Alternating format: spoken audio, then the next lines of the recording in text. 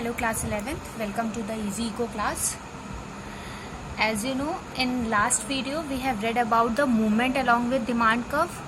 So today's topic is shift in demand curve. अब देखिए shift in demand curve क्या होता है और ये चेंज इन डिमांड की वजह से होता है. ठीक है, अभी तक हमने क्या पढ़ा था, जो movement along with demand curve हम पढ़ रहे थे उसमें क्या पढ़ा था कि हमारे जो प्राइस होगा उसके चेंज होने की वजह से हमारी क्वांटिटी डिमांड चेंज होती थी. ठीक है, अभी तक हमने ये पढ़ा था. और जो जितने भी अदर फैक्टर्स होते थे वो कांस्टेंट रहते थे, मतलब सेम रहते थे. बाकी सिर्फ प्राइस और क्वांटिटी डिमांड के बीच में हम रिलेशनशिप पढ़ रहे थे. But in this we will read about the other factors में क्या चेंज आता है. ठीक है, यहाँ पे हम लोग प्राइस को ना देख के अदर फैक्टर के हिसाब से चेंजमेंट देखेंगे. जैसे फॉर एग्जांपल देखिए यहाँ क्या लिखा हुआ है, change in one of the other factor shift the demand curve. यहाँ पे किसी भी अदर फैक्टर में चेंज होना, किसी भी एक फैक्टर में, मीन्स वो फैक्टर कोई भी हो सकता है. हमने कई सारे पढ़े थे, income of the consumer, seasons and weather, future changement in price, ये सारे अदर फैक्टर्स हमने पढ़े थे ना. तो अगर अदर फैक्टर में या किसी भी एक अदर फैक्टर में चेंज होता है तो उससे क्या फर्क पड़ता है, डिमांड कर्व शिफ्ट होता है. ठीक है, डिमांड कर्व हमारा शिफ्ट होता है. अब जैसे फॉर एग्जांपल मान लीजिए कंज्यूमर की इनकम है वो इंक्रीज हुई. ठीक है, कंज्यूमर की इनकम इंक्रीज हुई बट प्राइस में कोई भी चेंज नहीं आया, there no change in price है हमारा, कंज्यूमर की इनकम इंक्रीज हुई. तो यहाँ पे क्या होगा, वो अपनी डिमांड बढ़ा देगा बिकॉज उसकी इनकम इंक्रीज हो रही है, मतलब अदर फैक्टर में चेंज आ रहा है, इस वजह से वो अपनी डिमांड इंक्रीज कर देगा भले ही प्राइस ना चेंज हुआ हो तब भी. ठीक है, तो यहाँ पे हम इनके बारे में, अदर फैक्टर्स के बारे में पढ़ेंगे. प्राइस को अब हम कांस्टेंट रख देंगे, मतलब प्राइस में कोई भी चेंज नहीं होगा. चलिए ये पढ़ लेते हैं. When the demand of the commodity changes due to the other factors. हमने पढ़ा था क्वांटिटी डिमांड और डिमांड के बीच में डिफरेंस पढ़ा था, चेंज इन क्वांटिटी डिमांड और चेंज इन डिमांड. क्या पढ़ा था, चेंज इन क्वांटिटी डिमांड में हमने पढ़ा था कि डिमांड, किसी भी कमोडिटी की डिमांड जो चेंज हो वो उसके ओन प्राइस से की वजह से चेंज हो, मतलब अगर प्राइस बढ़े घटे तो डिमांड भी बढ़े घटे, लेकिन अदर फैक्टर्स हमारे कांस्टेंट रहे, उसे हम क्या बोलते थे, चेंज इन क्वांटिटी डिमांडेड. यहाँ हम क्या पढ़ेंगे, चेंज इन डिमांड, मतलब डिमांड हमारी चेंज हो रही है not because of its own price but because of other factors, that is known as change in demand. ठीक है, ये होता है हमारा चेंज इन डिमांड का डेफिनेशन है ये हमारी. ठीक, when the demand of the commodity changes due to other factors, no change in its own price, known as change in demand. ठीक है, अब पढ़ते हैं various reasons for shift in demand curve. अब क्या रीजंस होते हैं कि डिमांड कर्व में शिफ्ट आता है. Let's see various reasons for shift in demand curve क्या होता है. देखिए ये हमारे डिमांड कर्व में शिफ्ट जो आता है उसके रीजंस हैं, जैसे चेंज इन कॉम्प्लीमेंट्री गुड्स या change in price of the complementary goods, यहाँ पे प्राइस आएगा. ठीक है, change in price of the complementary good, change in consumer income, change in population, change in season and weather, change in taste and preference, या हम कह सकते हैं expectation of change in price in future, change in distribution of income, change in population.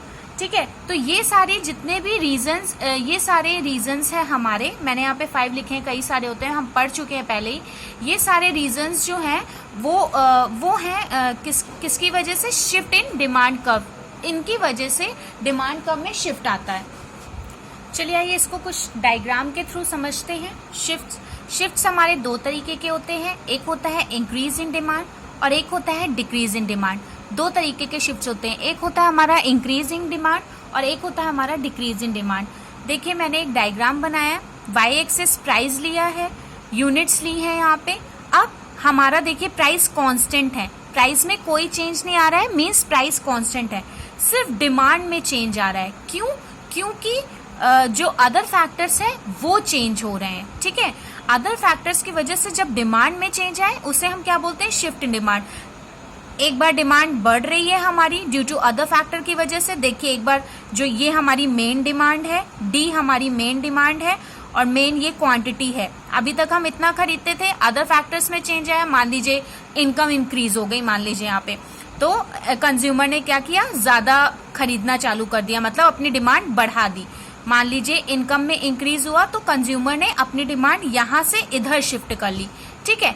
अब मान लीजिए consumer की income में डिक्रीज हो गया है या रिड्यूस हो गई है उसका इनकम, तो क्या करेगा वो लेफ्टवर्ड शिफ्ट हो जाएगा, मतलब अपनी डिमांड वो कम कर लेगा, ठीक है। डी से D2 में आ जाएगा, ठीक है, डिमांड कम कर लेगा। ये था इसका एक छोटा सा डायग्राम। अब इसको एक टेबल के थ्रू समझ लो। ये एक मैंने छोटा सा टेबल बनाया है, समझ लेते हैं।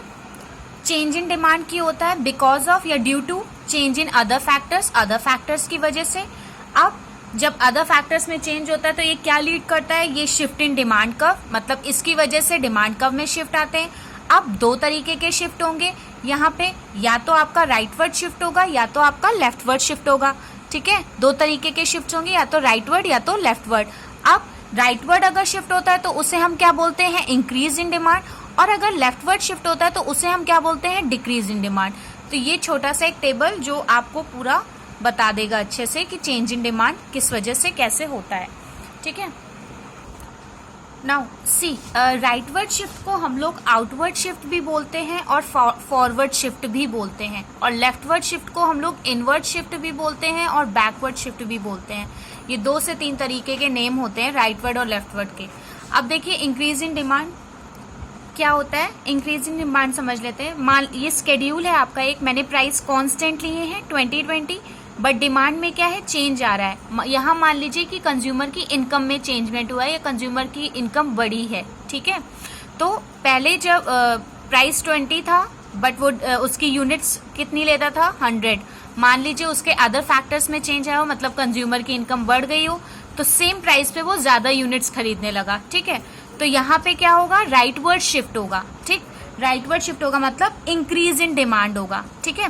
ये मेन डिमांड थी, पहले हमारा प्राइस जो है वो सेम रहेगा। ये मेन डिमांड थी, पहले वो इतना लेता था 100, बट जैसे ही उसकी इनकम बढ़ गई उसने क्या किया, 150 यूनिट्स परचेज करना स्टार्ट कर दिया। तो यहाँ पे डिमांड क्या होगी, राइटवर्ड शिफ्ट हो जाएगी, ठीक है। ये D1 आ गई आपकी डिमांड। ऐसे ही सेम डिक्रीज इन डिमांड का केस है, प्राइस सेम रहेंगे, डिमांड पहले वो 100 लेता था, मान लीजिए यहाँ पे अदर फैक्टर्स में अगर हम इनकम लेते हैं, उसकी इनकम कम हो गई तो उसने क्या किया, डिमांड अपनी कम कर दी, ठीक है। पहले 100 लेता था, अब 70 लेता है। ऐसे ही सेम मैंने डायग्राम बनाया है, प्राइस हमारा 20 है, एज यूजुअल कांस्टेंट। डिमांड पहले वो 100 करता था, मतलब किसी भी कमोडिटी की 100 यूनिट्स लेता था, बट उसका जब इनकम कम हो गई, यहाँ पे हम प्राइस की बात नहीं कर रहे हैं, इनकम कम हो गई तो उसने क्या किया, क्वांटिटी अपनी मतलब जो भी कमोडिटी की यूनिट्स कम कर दी, मतलब 70 कर दी, ठीक है।